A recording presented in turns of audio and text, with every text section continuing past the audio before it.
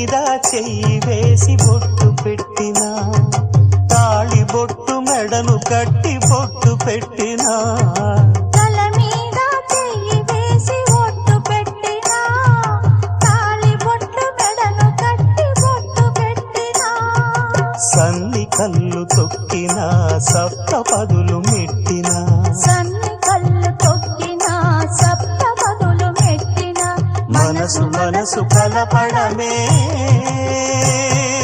మంత్రం పరమార్థం. శ్రీరస్తు శుభమస్తు, శ్రీరస్తు శుభమస్తు.